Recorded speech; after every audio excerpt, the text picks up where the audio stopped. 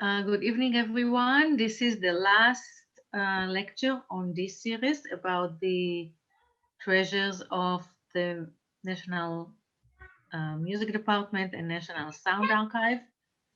And again, it's a pleasure to introduce somebody whom I met as a student, and now she's a colleague, a researcher, musicologist, who wrote her doctorate thesis on Minkowski, using the archive of Pinchas Minkowski, that she will tell you all about him, and other material that she used in the library.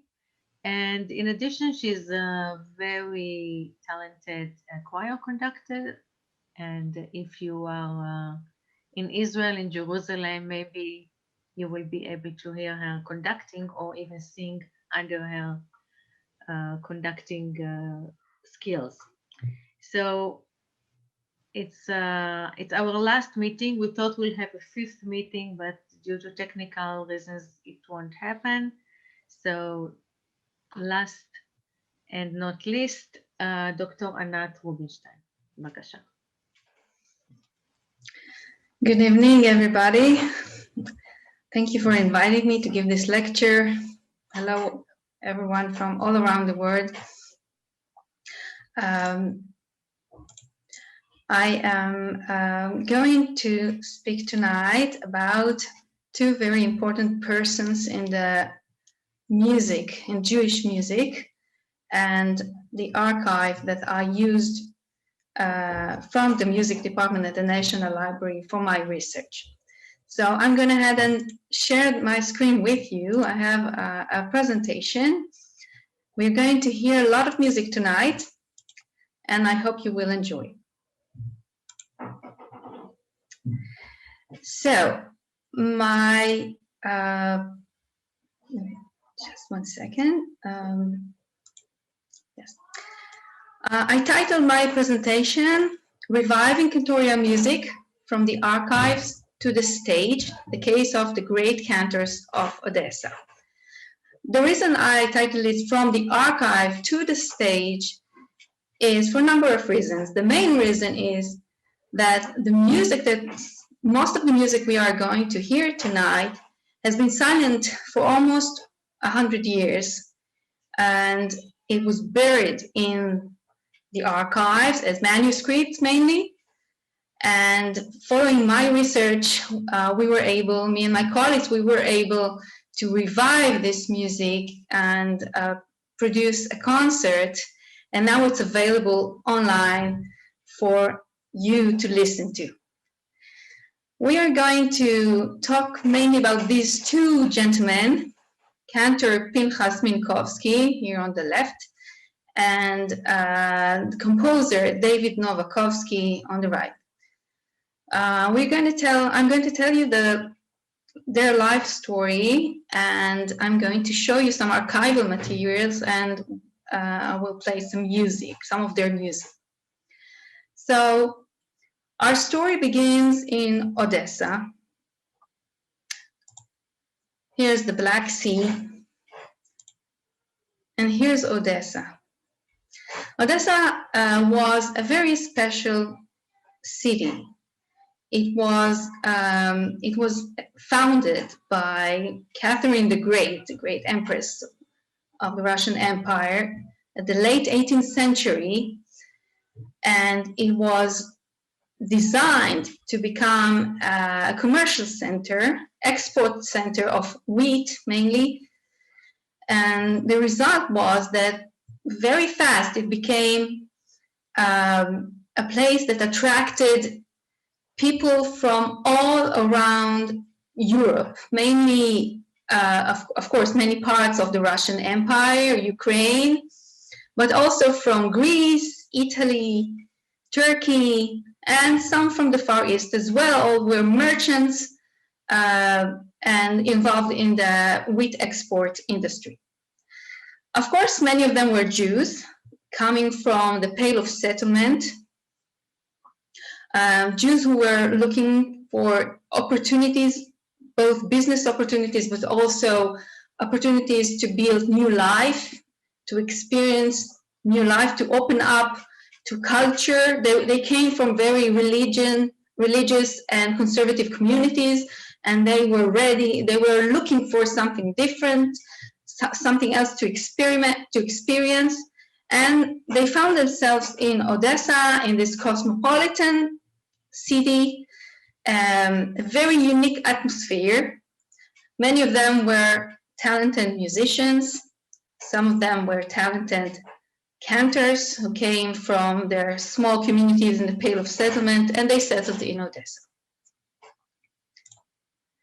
So these are a few pictures of Odessa to show you how special this place was, still is. It was a very central, it was actually the south port of the Russian Empire with access to the Mediterranean Sea. That's why it was so important. So of course there are many postcards and pictures from the early 20th century, late 19th century, early 20th century that shows the beautiful harbor of Odessa.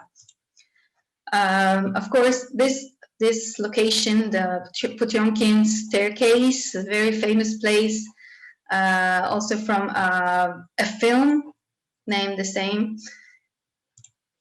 And as you can see, many Jews worked at the harbor, and also as merchants. And the design of the city, the architecture was meant to imitate large metropolises in Europe, like Paris, for example. So as you can see, the architecture resembles any large city in Western Europe. Now, Odessa was also very special because of its very active music life, and it became famous. It became the music capital of South Russia, South Russian Empire. This picture shows, here's Catherine the Great, the Empress, and below her, this is Mary holding Jesus, and Jesus is holding a boat that symbolizes the port. And here all around are officers and clergy and the mayor and all these very important people. Below you can see children, and the children are holding musical instruments. And the reason we see these children here holding musical instruments is to emphasize the importance of music for the citizens of Odessa. And each and every child here that holds a musical instrument actually represents a nation, one of the nations that actually came together, all people that came together to form the population of Odessa. So there are Russians and Ukrainian, Romanian, Greek, Italian, and so on, and they all hold the instruments that represent their ethnic group. If you look carefully in this picture, you can notice that there are no Jews in this picture. This is interesting. Well, I think the main reason is that it's a very Christian in spirit. This particular picture, this allegoric picture, and I think maybe it's for anti-Semitic reasons. I don't know. You may offer any suggestions, but it is surprising not to see Jews here because they were very much involved in the music life in the city. The main musical location in the city was the opera house, or the theater that housed the opera. That was the main location where Jews were very much involved. The Jews of Odessa, this picture was taken in the early 20th century. The Jews of Odessa were very, very much involved as a very enthusiastic audience. Opera in Odessa was very important to all citizens, and it also formed rivalries between groups. They fought about which diva is better, which diva sings the best, and sometimes these rivalries became fights, and of course many Jews were involved in these fights, and many funny stories were told about the opera house. But the reason I'm showing you this building, because when we will talk about synagogues soon, we need to keep in mind the performance attributes, the performativity of opera, and the singing and what it represents. So let's move on. Before we get to hear real music, let's focus on the Jewish Odessa. Jews in Odessa were about a third of the population in the late 19th century, third of the population of Odessa, a very large and active ethnic group in the city. And their life, as I told you before, many of them came from the Pale of Settlement, from small conservative religious communities. And in Odessa, they were actually looking for something different, new life, the life of what we call in Hebrew Haskalah, the Jewish Enlightenment. They wanted to explore new ideas and to develop themselves, to go to schools, to go to the university, and a new Jewish culture evolved in Odessa that affects the Jewish life in all Europe and later on in Palestine and in Israel. So let's start here. The Jewish intelligentsia, there were philosophers and writers and teachers and you name it, that came from Odessa. And many of them were famous Hebrew and Yiddish writers like Bialik, Chaim Nachman Bialik, and Chernychovsky, and many more. The Odessa was also a headquarter, one of the main headquarters of the Zionist movement in the Russian Empire. And we'll talk a little bit about the Zionist movement. Odessa was also known as the city of sin, since it got many people from all nations came there, and it was such a free-spirited city. It won the reputation as the city of sins, and many Jews were involved in the mafia in the city. And there's a say that it goes like this, that the fire of hell is burning 50 miles around Odessa, for a good reason, I guess. And of course, Odessa was also famous for its music making, not just by Jews, but its all population. There were a number of famous music schools in the city. Many famous pianists and violinists came from Odessa. Of course, some of them were Jews. And we will see in a minute how the music life in the synagogue was very important to the Jews of Odessa. Just to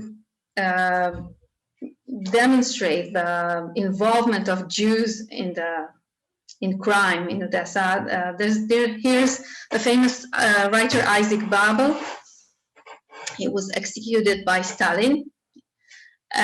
He wrote this famous collection of stories about Benjamin Creek, the gangster who was Jewish, and the story also tells a little bit about music life in Odessa. Here's a picture of the Hebrew writers. Here you can see Chaim Nachman Bialik standing here. And also here are some pictures. Here's Bialik and Chernyakhovsky. Here's Bialik.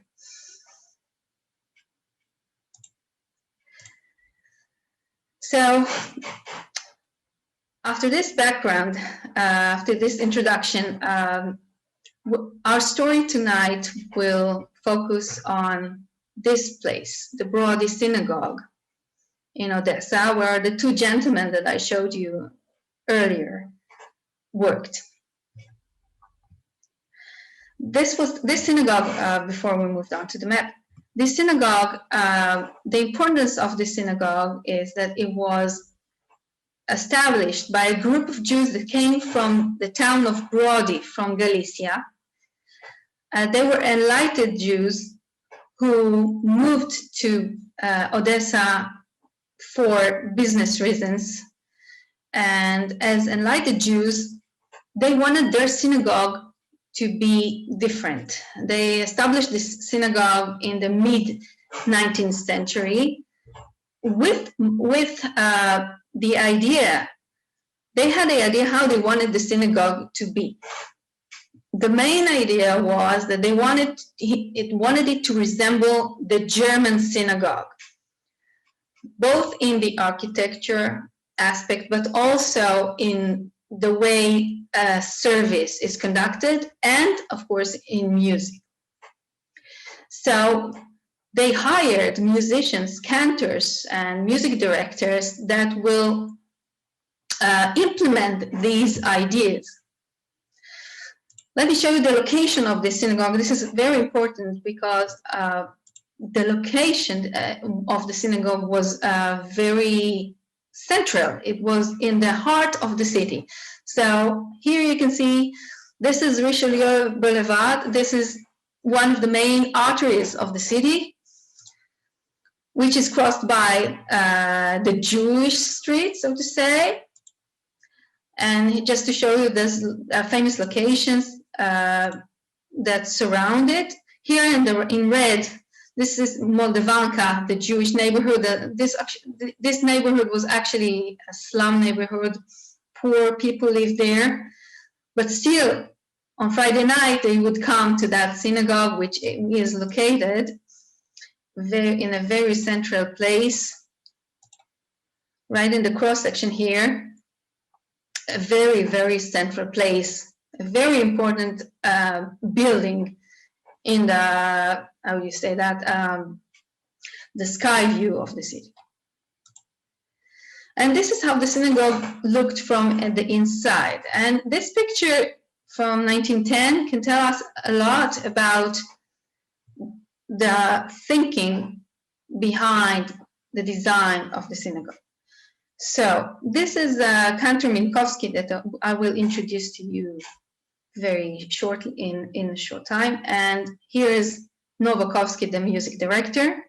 And this is the boys' choir. Later on, this synagogue also introduced women in the choir, which was an exception, a very, very unique place in Russian Empire.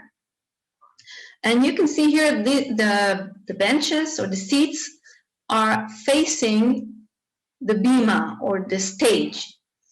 And this was the idea that the benches or the seats should face the stage comes from the idea of the German synagogue. It was a new concept for Russian Empire synagogue, Eastern European synagogue. And the idea was that the audience, I'm going to call this, the congregants are going to be like audience. They need to sit quietly in their seats, of course, participate in the service, but do it quietly, listen to the music, and not make too much noise, and behave like if they are going to the opera or the theater. This new concept is what is standing behind this, the music that we're going to hear shortly. So let me just introduce to you the archive of Pinchas Minkowski, the archive which is located in the National Library Music Department.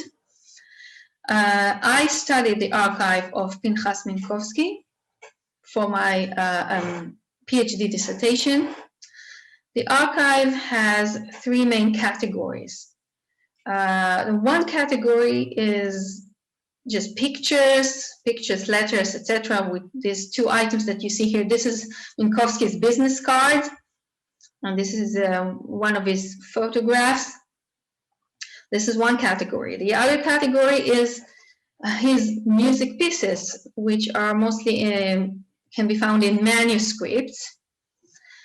I will show you one of these manuscripts. And the third category is his writings. Also, some of them are manuscripts and some of them were published. This is an example of one of the pieces from the archive. It says Adon Olam, you see here. And this is the piece. It's written for a choir and organ. Now, organ, this is also something that they brought from the idea of the German synagogue. Organs were banned, let's say musical instruments were banned from synagogues for centuries. Only German Jews introduced the organ, which is similar to the church organ, in the mid-19th century. And the idea of introducing an organ in the synagogue was meant for enhancing the spiritual experience and also to make the music more, divine, more beautiful, more attractive. Now, if you just take a quick look at this page, you can easily see that this is a very tidy, neat page. All the lines here, you see, they used some very precise graphic techniques, all handwritten, to make this beautiful music sheet. The words, the text is written here below from left to right in Latin letters, and it is written for 4 parts: soprano 1 and 2, tenor, and bass. Now let me tell you a little bit about Minkowski before we hear this particular piece. So Minkowski was born in one of those small communities in the Pale of Settlement. From a very young age, he was known for his beautiful voice. He became a cantor, and he studied with many famous chazanim. He joined a chazanim group. They had tours all around Europe, and at some point he moved to Vienna to study music. He also had a very short and very meaningful meeting with Salomon Zulzer, and he became very famous. He was a tenor, a lyrical tenor, and in some point he was invited to become a cantor in New York, in Adat Yeshurun Synagogue. It's in the Lower East Side. And after a few years, when he became really famous, it was the golden age of Cantorial music. He was go back to Odessa to fill in the position at the Broady Synagogue. The Broady Synagogue was already, at that time, It was in the 1880s. It was already in that time a very important synagogue in Odessa, in the whole Eastern Europe. It was known for the music, the way they used music, Western music, new music, something that has not been heard before, had not been heard before in Eastern Europe. So he kind of fit into this new music world. He was also a very open-minded person, and he wanted to pursue this, and he took the job at the Broady Synagogue, and he served there as a cantor for almost 30 years until after the revolution, when the Bolsheviks shut down the synagogue. So I will tell you about his life story later on, and let's hear some music. I think it's a good time to do that. So we will hear this piece, Adon Olam. As I told you before, from the archives to the stage, that's the title of my lecture tonight. I took this piece from the archive, and I decided that this is a good piece for performance, and we produced a special concert. We invited the cantor Azi Schwartz from Park Avenue Synagogue, and also one of the best choirs in Israel, the chamber choir of the Music Academy in Jerusalem, directed by Maestro Stanley Sperber. And this concert took place exactly two years ago in March 2018 here in Jerusalem, and the music, many pieces that were performed in the concert were performed for the first time after 100 years. This piece was one of them. So we will hear Adon Olam, Cantor Azi Schwartz, and the chamber choir of the Music Academy in Jerusalem.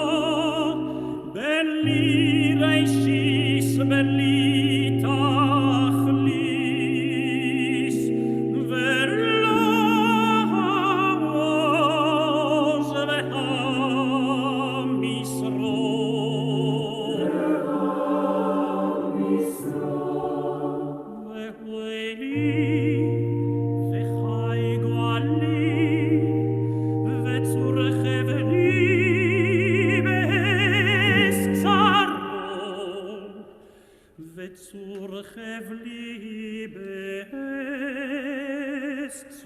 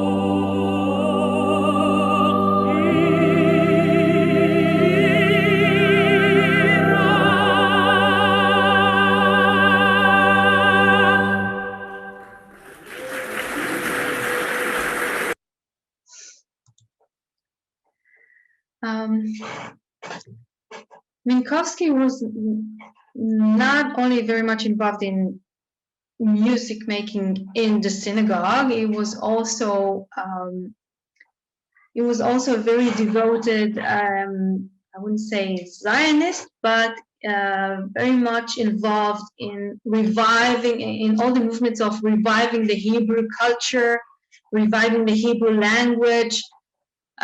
He was involved in Hebrew language education, and he collaborated with Chaim Nachman Bialik and composed a number of his songs. One of these songs is a Shabbat song. It's called Achama Mirosh Hailanot Nistalka, or a tune for Shabbat. You will see the translation in the next slide. It was first published in a collection for children's songs in 1903. The collection title is Hasamir, which means the nightingale. And if you can see, it's right here. It was composed for a children's choir as a very, very simple harmony, a very, very simple song, not as complex as the song we just heard. And this song has become one of the famous Shabbat songs here in Israel, but also all around the world. Many, especially Reform communities, sing these songs for Kabbalat Shabbat. So unlike the song that we just heard, Adon Olam, which was not known until 2 years ago, this particular song, this Shabbat song, is one of the Israeli classic songs, even today. So let's hear Cantor Schwartz and the chamber choir of the Music Academy in Jerusalem, Shabbat the Queen, Zemer LeShabbat. Oh, I'm sorry.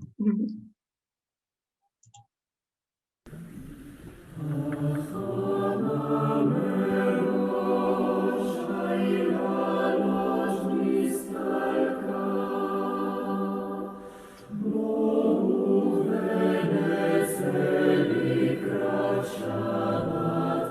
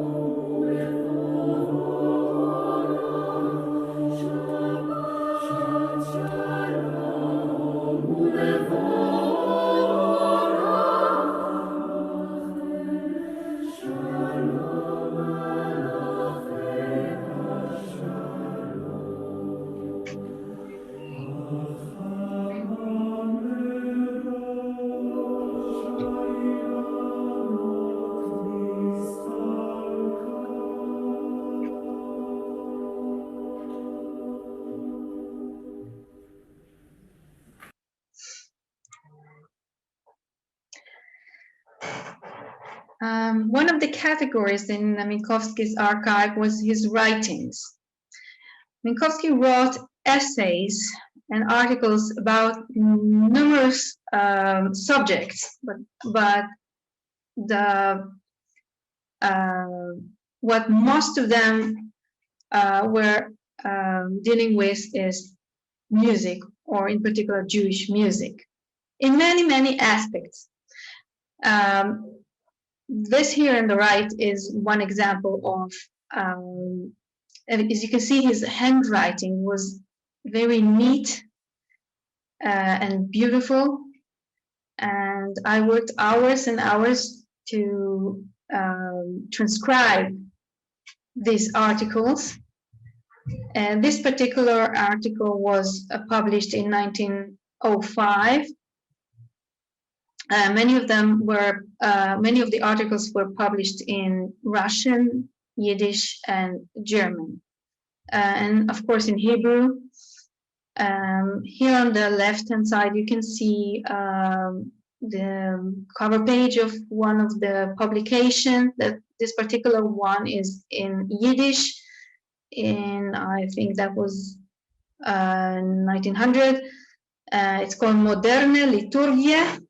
Modern liturgy in unsere Synagogen in Russland, in our synagogues in Russia.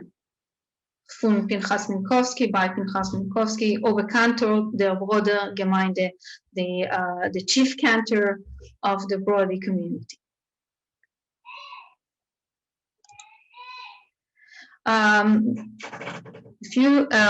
Some decades later, in the 30s, the Soviet film that was produced after the book of Isaac Babel, Benya Krieg, portrays Minkowski's figure. Here, this is Benya Krieg, the gangster, and one of his assistants.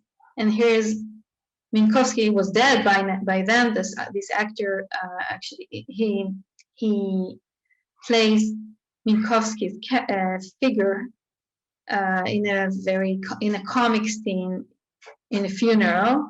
If I can link maybe part of this film is available on YouTube, and I can send you the link. I just forgot to tell you that the arrangement of the song that we just heard, the Shabbat Song, was made by Sarah Shoham, an Israeli conductor and arranger. And the whole concert is available online, and I will also send you a link. You can watch the whole concert. Here's a little surprise that I had when I found this music sheet in Minkowski's archive. I was so thrilled. This is a Hanukkah song, also by Bialik, and here it says, the title says Mangina Lechag Hanukkah, a tune for Hanukkah. Here's Minkowski's signature, and here's half Russian, half Yiddish, half Hebrew. It says that this is an arrangement for a children's choir. And this particular song is if the Bialik song is a very famous children's song today here in Israel. Avi hidlik nerot li, my father lit the Hanukkah candles for me. in a different tune. And when I found this one, I was so excited to discover a new tune for a classic song by Bialik. So back then, I did not have the means to produce, to have a concert to produce or to record it professionally. That was early in my research. So I asked a friend of mine, the singer, soprano singer, Svetlana Kundish. She is a cantor today in Germany. And we just made a home recording of this song. Nevertheless, it's very nice if you are familiar with the children's song that we all sing today in Israel. I hope you'll find it interesting.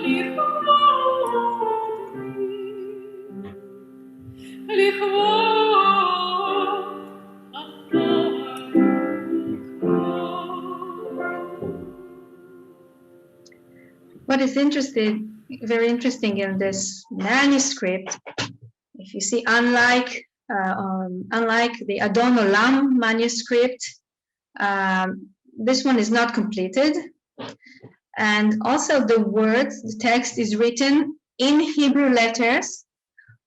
Hebrew is written normally from right to left, and he had to set it up to music, so he wrote the Hebrew letters from left to right. So you see, Avi, Hidlik, Nerot, Li. So that's a very interesting concept, adhering to the Hebrew language. Now, let's take a break a little bit from Novokovsky. We will come back to him later. And we introduce to you his colleague, David Novokovsky. So David Novokovsky, he was the music director and the choir conductor at the Broady Synagogue. He was known as the Jewish Bach, and the reason is that he was such a talented composer. He studied harmony and counterpoint and composing, and he really mastered it. And the type of music that he composed, he combined, I would say, techniques that are prevalent in Bach's music, or in Baroque music, or in church music, like fugue, for example. He wrote hundreds of pieces, And the story of his archive is very interesting. Though his archive is not located in Jerusalem, the National Library does hold number of of his published music. But I have to mention the story of his manuscript because it's very, very interesting. He died in 1921, and his family, his descendants, of course, they had all his manuscript, and just before World War II, they had to escape. They took all the manuscript with them in a large box, and they just fled. And they wandered all around Europe, and in some point, when they reached France, they were not able to carry the luggage, this big box anymore. They had to bury it in the ground in a farm somewhere in France, and it was kept there underground, and they were able to flee to the United States. In the 50s, one of the family members returned to France to retrieve this treasure box.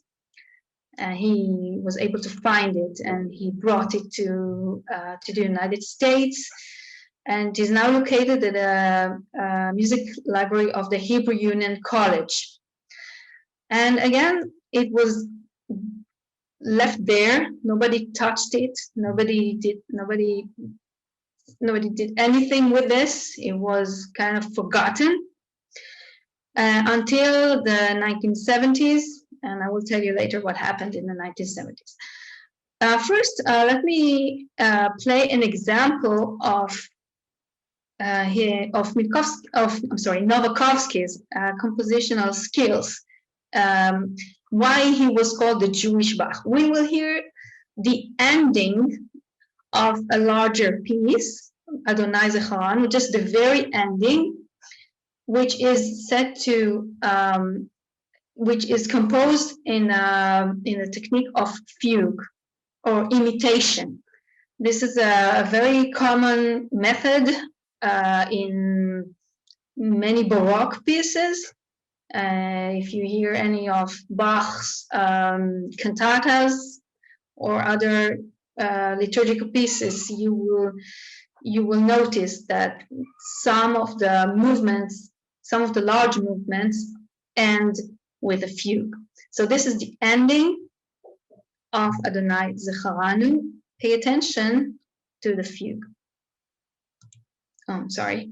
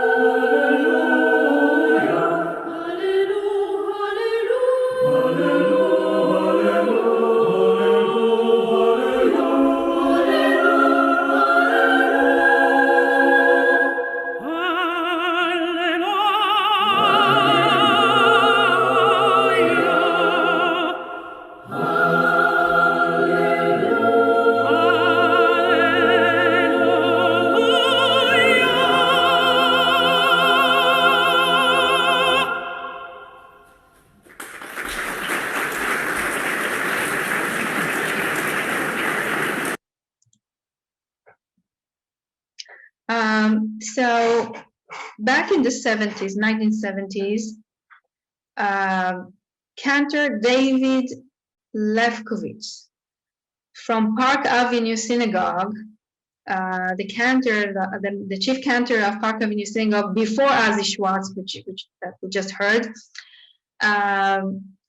He became curious about Novokovsky's music, and he began to study his music at the HUC library.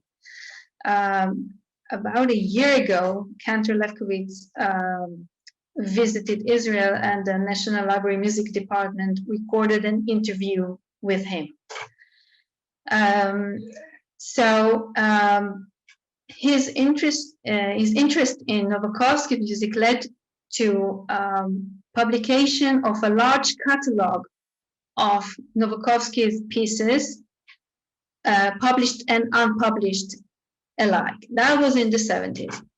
And then later on in the 80s, Cantor Lefkowitz decided to pay tribute to Novokovsky and revive some of the music, and he collaborated with music researchers from California, and they published later on in the early 2000s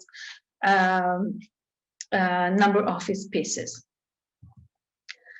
But if we go back to the 1980s, in 1988, Cantor Lefkowitz revived this very special manuscript. It says here Hatikva, the Israeli national anthem. As I told you before, Odessa was a very important Zionist headquarters, and many Jews were devoted Zionists, and Novokovsky was one of them.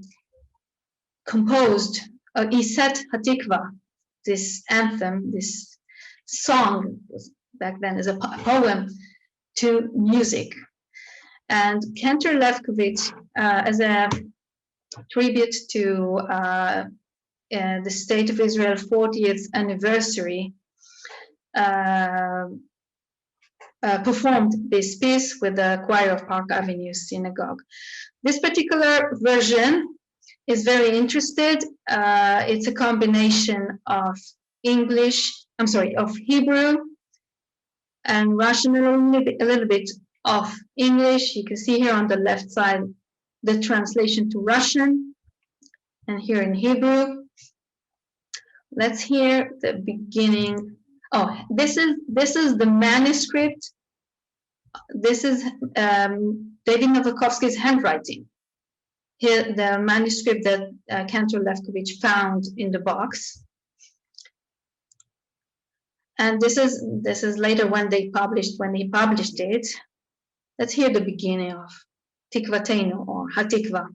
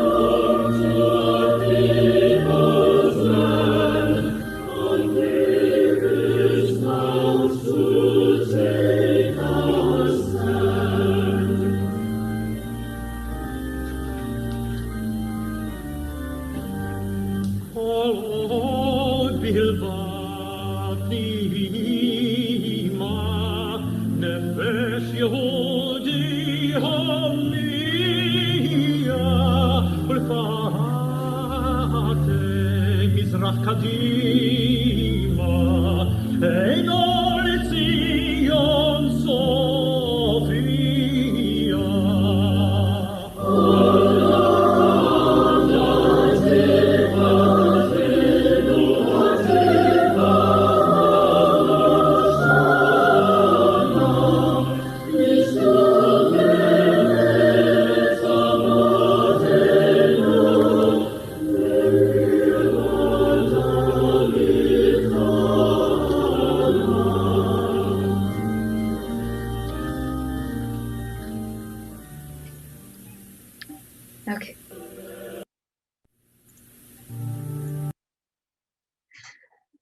So we are getting very close to the end of this journey, the end of the life of these two gentlemen. This is Minkowski in 1919.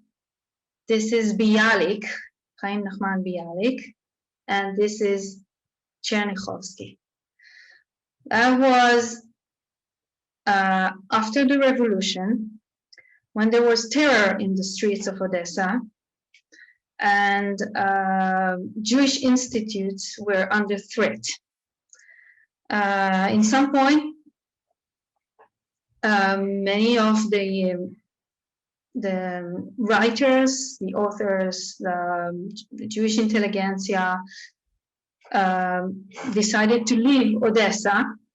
Some of them, like Bialik and Chernyakhovsky, came to Palestine. They settled in Tel Aviv and became national figures of the Israeli culture. Minkowski, nevertheless, immigrated to the United States. He had family there. His brothers had immigrated to the US before. And he arrived there. He was 64, over 60, I'm sorry, it was over 60, and he tried to revive his glorious cantorial career, but it was unsuccessful. Eventually, he died in 1924, heartbroken and poor. But still, many people remembered him, and hundreds of people attended his funeral. And also it was, as you can see here, it was mentioned in the New York Times as a very major event. Here, this particular piece from a newspaper in Yiddish, I found it in Minkowski's archive. There's a miscellaneous section with pieces from newspapers, photos, etc. So a very sad ending for these two very important figures of their time, and they were forgotten, both of them, both Novokovsky and Minkowski were forgotten after their death. And now, 100 years later, I am very honored to be able to revive their music, their work, and their life story, and to bring it to you. I will end my lecture tonight again in the spirit of this musicians' involvement in the Zionist movement. I will end with Shir HaMa'alot. I'm sure many of you will recognize this tune. It's not certain that Minkowski is the composer, though it's, let's say, most probably he is the composer. The reason I say that is because there is no manuscript. I cannot prove to you that he's the composer. Nevertheless, many people claim that he composed this song. The reason there's a confusion about this is that this particular song was first recorded and performed by Cantor Rosenblatt and Yosel Rosenblatt. Actually, they were related. They were kind of second cousins. But back then, in the early 20th century, when they made recordings, they neglected to add credit to the songs. So everybody knows this song because of Yosel Rosenblatt, but in fact, most chances are that Minkowski, who was very much involved in the revival of the Hebrew culture in Odessa, was the composer. So I'm going to end my lecture tonight with this. I hope you enjoyed it, and I will answer questions after this.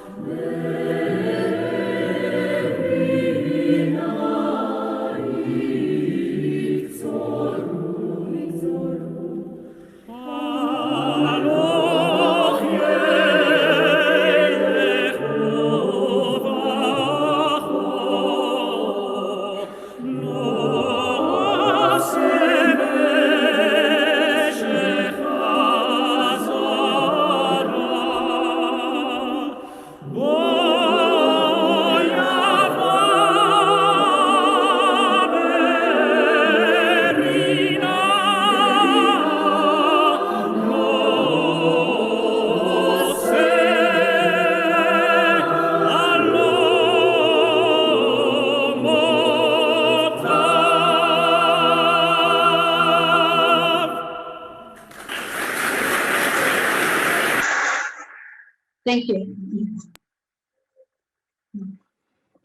Thank you very, very much, Dr. Rubinstein. There are many, many Let me compliments just in the stop the chat. music. I'm sorry. Let me just stop the music. Yes. Yes, I'm with you. There are many, many compliments in the chat room. Thank you. But I'm going to open up the mic so that people can say thank you and ask you questions in person. Thank you very much. Thank you all for being here. We'll see you in our next event. Thank you. Any questions? Thank you very much from Italy. Thank you. Thank you very much. תודה רבה. בשמחה. ועדיין פורים שמח כאן בירושלים, עוד מעט נגמר. Yes. תודה רבה. You're welcome. My pleasure. Thank you all once more for being here, and we'll see you in our next event. Laila Tov from Jerusalem. Good night. Thank you.